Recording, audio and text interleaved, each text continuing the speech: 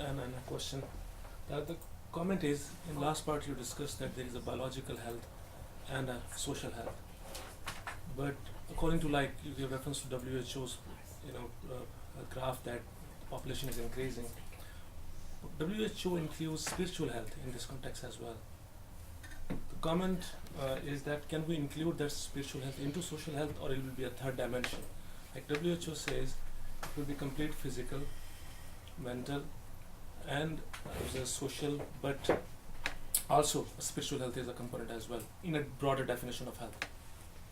We are not including that in this component, or it's part of social health. How is that? Should I answer that? Anyone? No, and I think I'm not sure, and I'm not sure I use these concepts. No. I mean, my question is that since the population is increasing with dementia people, like the life expectancy is increasing, so these components will bring a lot of debate into discussion.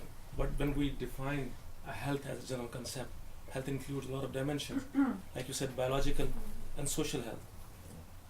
Will we include spiritual health in this component? Yes and no.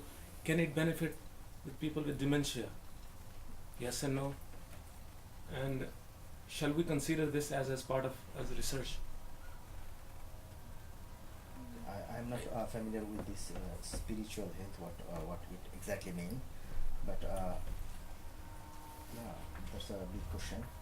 So What do you mean by spiritual health? Can you, Yeah. because I never heard the term. And You see, health is not just the absence of disease. It's just a bigger concept. No. Spiritual. No, So- that's not the modern conception, and not the WHO definition of health anymore. That was that Okay. several decades ago. I think the new conception of health is Yeah. not absence of disease.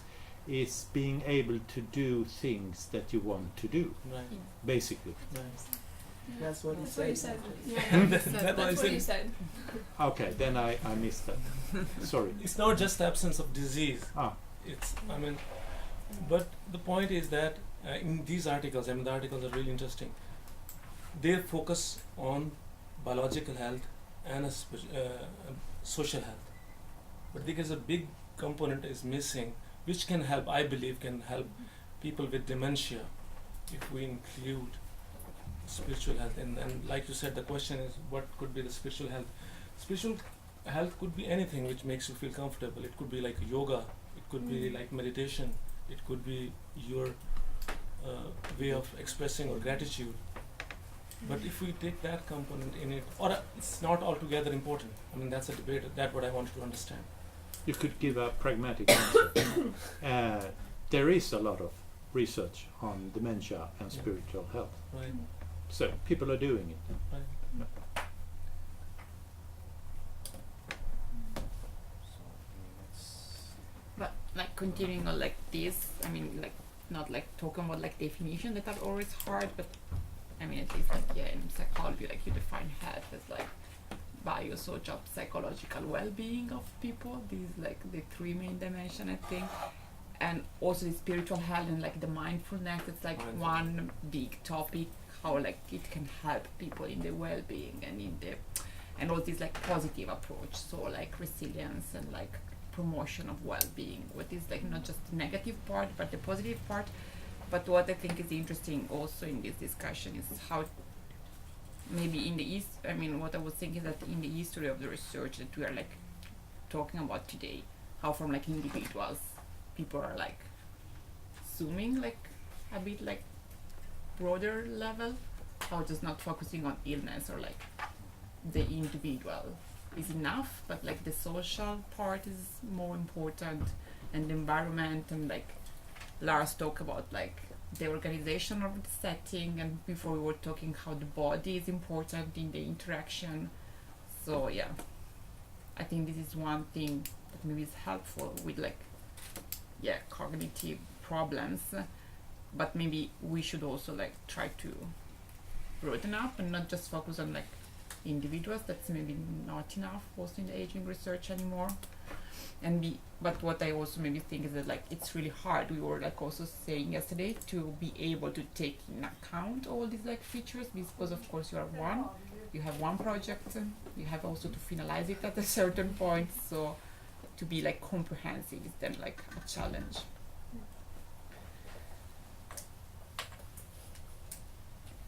Yeah, also when we are focusing on only individual perspective, it comes from like what I understood, it's a lack of our knowledge, and sometimes we are simply we are making these approaches like how we see them.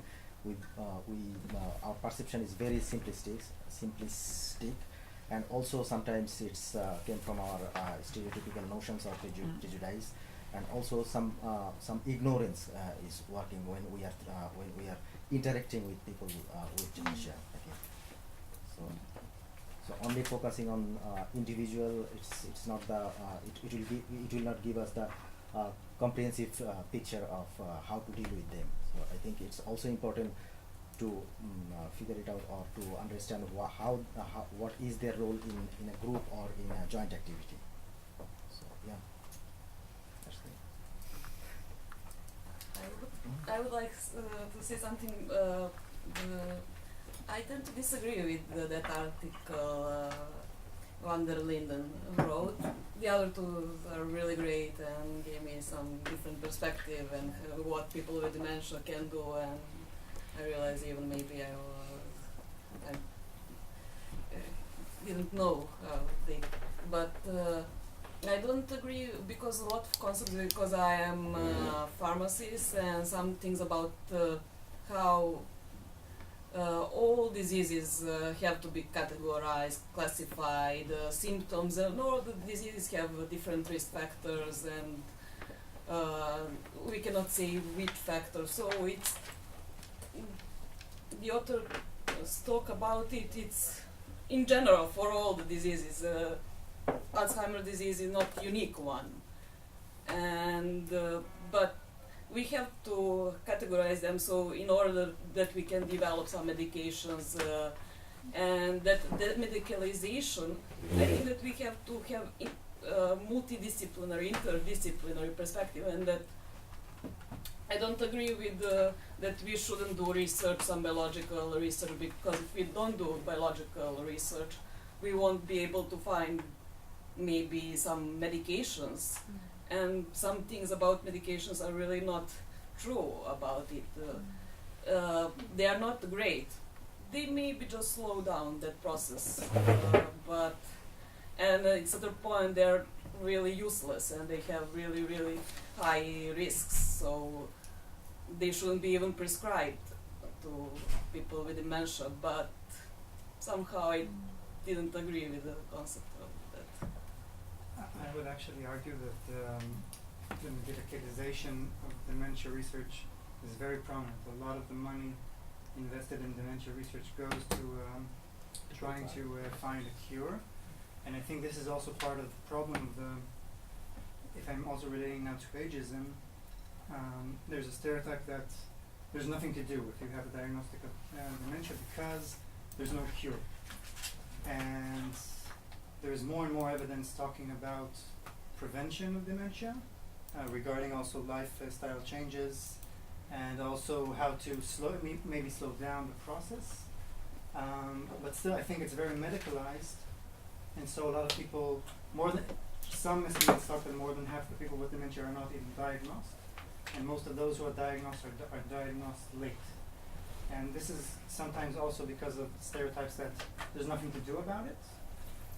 Even doctors, GPs that people approach them with dementia sometimes don't diagnose because why should I give a person this diagnosis if there's nothing to do, if I can't give them medication? And although there's a lot of research showing that there are additional things you could do before giving not only medication.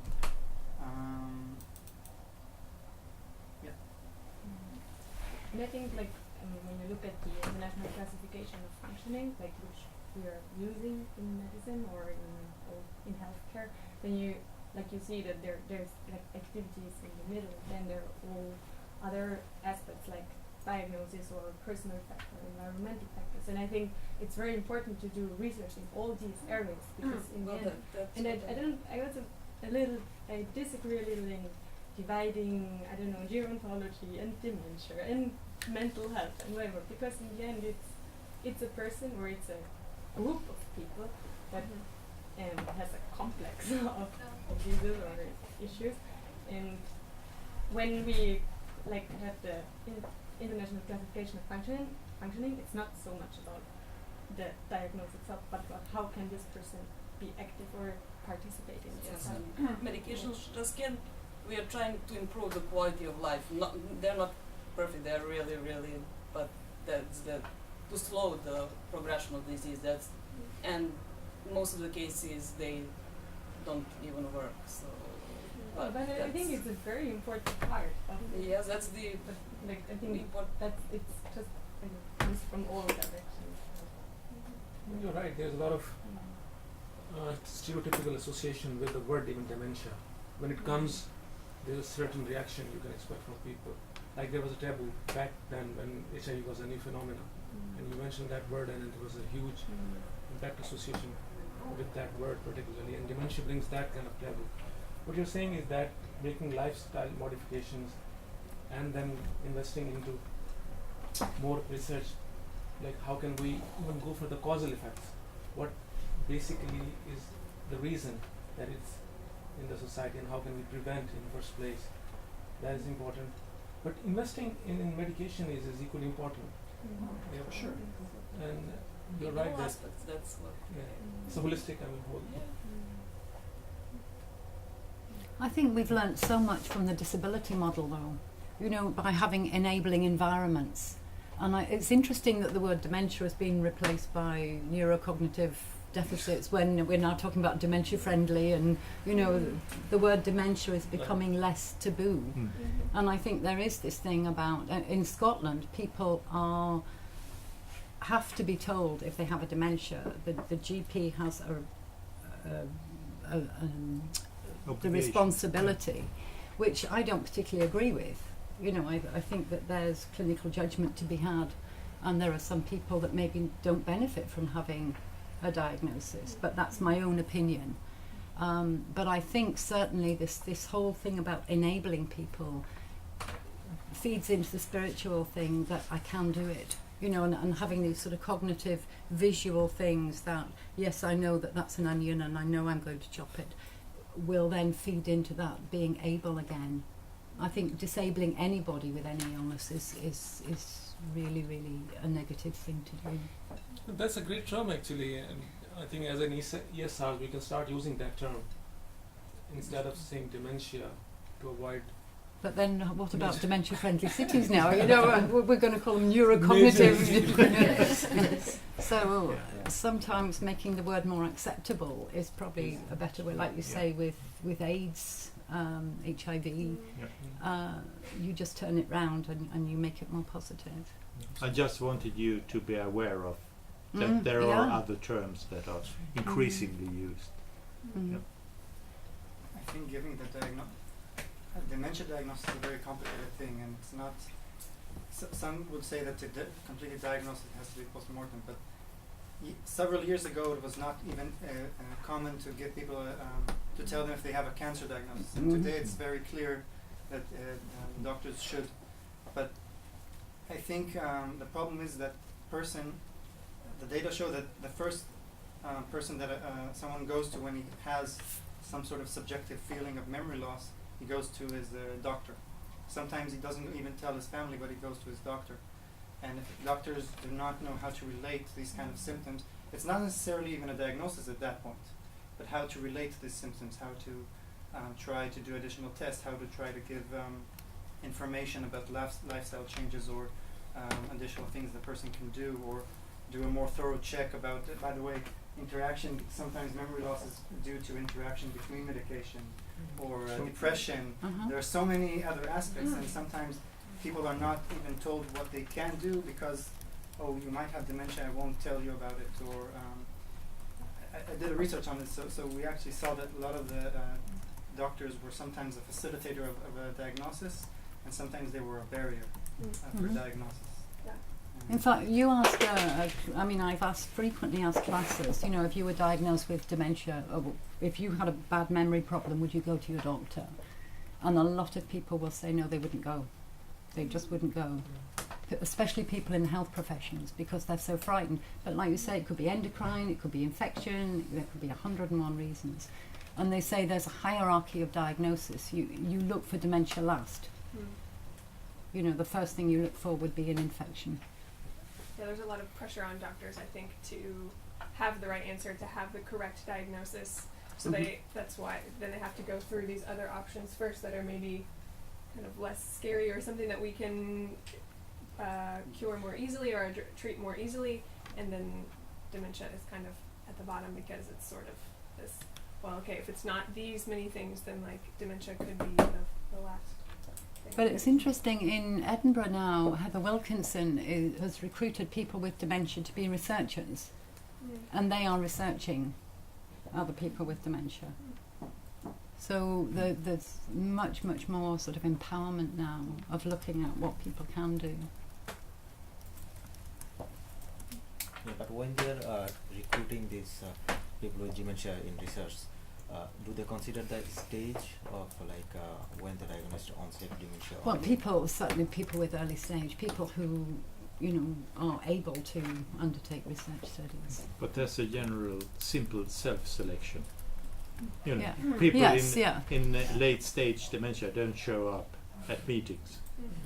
So it's sort of, you don't need to select from as a researcher generally. So because you Actually, can rely on self-selection. This was something like we talked about dementia a few times before, and I feel that we have, or some people here have the picture there's dementia and there is no dementia, and dementia means like, yeah, it's the end. And I really think at least we should know, like we as researchers in this field should be aware of how diverse dementia can look like. And you said it, I mean, it's a complex of symptoms, and I really think we should read more about it and know and meet people with dementia to understand there are all kind of stages, and also the how fast it develops, or how fast the disease goes. It's so diverse, and I think we should know what people can do with dementia, because It's also knowing what affects people's performance. One of my students did a lovely study, and she videoed a group of people at a self-help group for people with dementia. And they were talking very lucidly, and you'd think there's nothing wrong with them.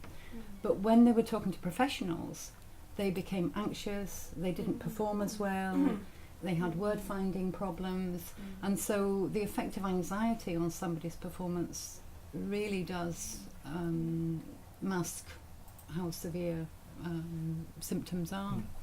So putting people at their ease is a really simple thing to do. I was really impressed by Lars-Christer, your Brussels sprouts article. Not surprisingly, perhaps, because I'm a strong sort of supporter of videotape materials, but I just thought that it just brought about the sort of the like you say, what sort of scaffolding there can be in place in institutional settings, and the sort of corporeal memory. So it's sort of problematizing memory to start with. It's something corporeal. When the scaffolding is in place, and our professionals can support you in sort of these kinds of settings, and using different kinds of channels to remember, like the corporeal setting, but also or even the smells and repeating of the recipe and all of that. So I was just